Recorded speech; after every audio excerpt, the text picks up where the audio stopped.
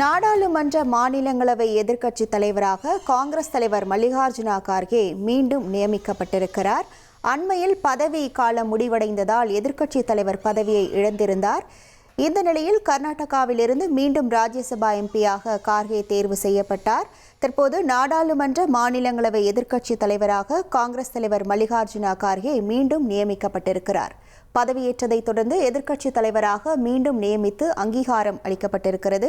நாடாளுமன்ற மாநிலங்களவை எதிர்க்கட்சித் தலைவராக காங்கிரஸ் தலைவர் மல்லிகார்ஜுன கார்கே மீண்டும் நியமிக்கப்பட்டிருக்கிறார். விவரங்களோடு இணைகிறார் நமது செய்தியாளர் ரமேஷ்குமார். வணக்கம் ரமேஷ்குமார், இது தொடர்பான முழு விவரங்கள். நாடாளுமன்ற மாநிலங்களவை எதிர்க்கட்சி தலைவராக காங்கிரஸ் தலைவர் மல்லிகார்ஜுன் கார்கேவை நியமித்து மாநிலங்களவை தலைவர் சி.பி. ராதாகிருஷ்ணன் அங்கீகாரம் வழங்கியிருக்கிறார். கடந்த 2020 முதல் மல்லிகார்ஜுன் கார்கே அவர்கள் மாநிலங்களவை உறுப்பினராக இருந்து வருகிறார்.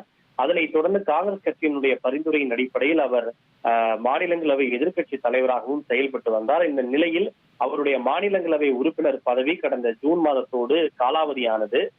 இதனைத் தொடர்ந்து கடந்த ஜூன் 25ஆம் தேதி அவர் மாநிலங்களவை உறுப்பினர் இல்லை என்பதால் அவருடைய மாநிலங்களவை எதிர்க்கட்சி தலைவர் பதவியும் ஜூன் 25ஆம் தேதியோடு இழக்க நேர்ந்தது. இந்த சூழ்நிலையில் அவர் அண்மையில் கர்நாடக மாநிலத்திலிருந்து மீண்டும் மாநிலங்களவைக்கு தேர்வு செய்யப்பட்டதோடு இன்று காலை மாநிலங்களவை உறுப்பினராகவும் முறைப்படி பதவியேற்றுக் கொண்டார். இதனைத் தொடர்ந்து அவரை மாநிலங்களவை எதிர்க்கட்சி தலைவராக மீண்டும் அங்கீகாரம் வழங்கி மாநிலங்களவை தலைவர் சி.பி. ராதாகிருஷ்ணன் தற்போது அறிவிப்பை வெளியிட்டிருக்கிறார். அதாவது ஒருவரை மாநிலங்களவை ஒரு கட்சியினுடைய குழு தலைவராக நியமிக்க வேண்டும் என்றால் சம்பந்தப்பட்ட கட்சி தான் பரிந்துரைகளை வழங்க வேண்டும். எனவே தற்போது மல்லிகார்ஜுன் கார்கேவை மீண்டும் மாநிலங்களவை எதிர்க்கட்சி தலைவராக நியமிக்கப்பட்டிருப்பதன் மூலம் காங்கிரஸ் கட்சி அவரை மீண்டும் அந்த பதவிக்கு பரிந்துரை செய்திருக்கிறது என்றே அர்த்தம்.